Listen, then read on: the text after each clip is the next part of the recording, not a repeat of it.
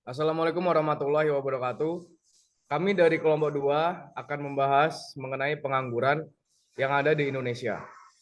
Sebelumnya perkenalkan dari kelompok kami, yang pertama ada Fiska, ada Leoni, Muhammad Atta, Muhammad Bintang, Nafal, Permata Jovita, Rafid Musadak, Rahman Yusuf, Satria Arya, Satria Rizky, Seripen, dan Siti Sarah.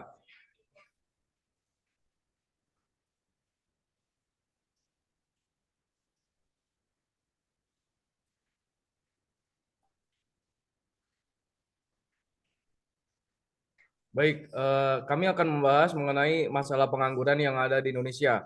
Jadi, tingkat pengangguran di Indonesia itu merupakan isu yang sangat serius yang perlu ditangani dengan serius oleh pemerintah di Indonesia. Berikut ini adalah beberapa informasi mengenai pengangguran yang ada di Indonesia. Jadi, Indonesia ini memiliki tingkat pengangguran yang cukup tinggi, terutama di kalangan pemuda. Banyak faktor yang berkontribusi di dalamnya terhadap tingginya tingkat pengangguran di Indonesia. Namun, tingkat pengangguran di Indonesia ini mulai menurun. Akibat dari pandemi, jumlah pengangguran Indonesia itu sempat naik drastis pada tahun 2020. Namun saat ini tingkat-tingkat pengangguran itu mulai turun kembali. Jadi dapat dilihat dari data grafiknya pada tahun 2018, tingkat pengangguran di Indonesia adalah 5,34%, menurun menjadi 5,28 dan sempat naik menjadi 7% dan turun lagi menjadi 6,49%. Dan di Indonesia ini kebanyakan pengangguran didominasi oleh pria.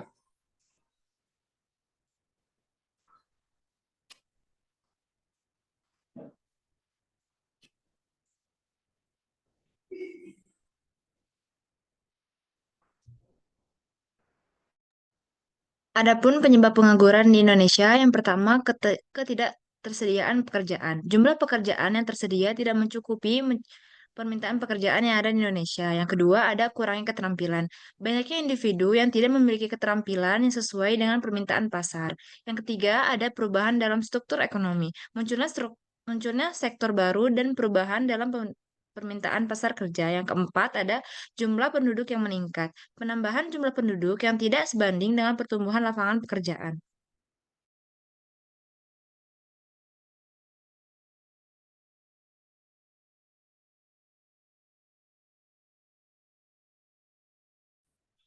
Selanjutnya ada dampak pengangguran terhadap sektor ekonomi. Yang pertama adalah turunnya tingkat produksi, yaitu penurunan jumlah tenaga kerja yang berdampak pada turunnya tingkat produksi dalam berbagai sektor ekonomi. Kemudian yang kedua ada penurunan daya beli.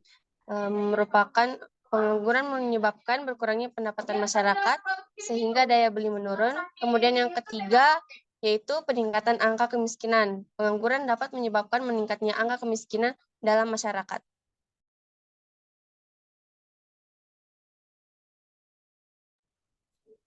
Selanjutnya, upaya dari pemerintah mengatasi pengangguran di Indonesia, yang pertama adalah program pemberian subsidi, di mana pemerintah memberikan subsidi kepada perusahaan di Indonesia yang membuka lapangan pekerjaan baru bagi masyarakat di Indonesia. Yang kedua adalah pengembangan kewirausahaan. Jadi pemerintah di sini mendorong pengembangan kewirausahaan sebagai upaya untuk mengurangi pengangguran yang ada di Indonesia. Dan yang ketiga ada peningkatan akses pendidikan bagi masyarakat di Indonesia. Jadi pemerintah ini meningkatkan akses pendidikan bagi masyarakat sehingga masyarakat Indonesia memiliki keterampilan yang lebih baik daripada sebelumnya dan memiliki tingkat pekerjaan yang lebih baik lagi. Kemudian ada program pelatihan untuk mengurangi pengangguran. Yang pertama ada pelatihan keterampilan. Pemerintah menyelenggarakan berbagai program pelatihan untuk meningkatkan keterampilan tenaga kerja para pegawainya. Yang kedua adalah pelatihan teknis. Tersedia pelatihan teknis yang sesuai dengan permintaan pasar kerja. Yang ketiga ada pelatihan kewirausahaan. Pelatihan kewirausahaan ini merupakan program pelatihan untuk meningkatkan jiwa kewirausahaan masyarakat.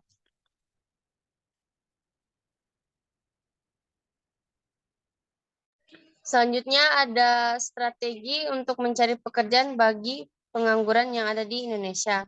Yang pertama yaitu meningkatkan jaringan, membangun hubungan dan memperluas jaringan kontak yang dapat membantu pengangguran untuk menemukan peluang pekerjaan yang baru. Kemudian yang kedua yaitu menyempurnakan keterampilan, meningkatkan keterampilan melalui pelatihan atau pendidikan yang dapat meningkatkan daya saing seperti jika memiliki keterampilan di bidang konveksi atau mungkin akademik seperti membuka kursus atau les untuk meningkatkan skill. Kemudian yang ketiga, memperluas pencarian. Mencari pekerjaan di berbagai sektor atau industri untuk meningkatkan peluang mendapatkan pekerjaan.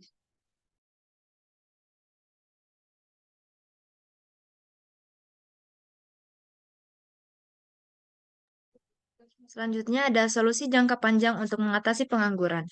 Yang pertama, pengembangan ekonomi. Pengembangan ekonomi ini merupakan pengembangan sektor ekonomi baru untuk menciptakan lapangan kerja yang lebih baik. Yang kedua, ada investasi dalam pendidikan. Meningkatkan investasi dalam bidang pendidikan untuk menghasilkan tenaga kerja yang berkualitas.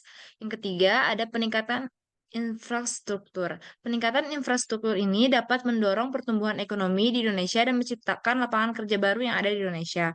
Yang terakhir atau yang keempat, ada promosi kewirausahaan, mendorong semangat dan keterampilan kewirausahaan untuk menciptakan peluang kerja sendiri.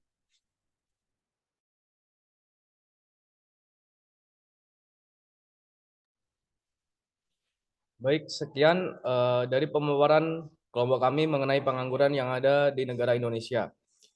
Mungkin apabila ada kesalahan, tolong dimaafkan. Wabillahi taufiq wal hidayah. Wassalamualaikum warahmatullahi wabarakatuh.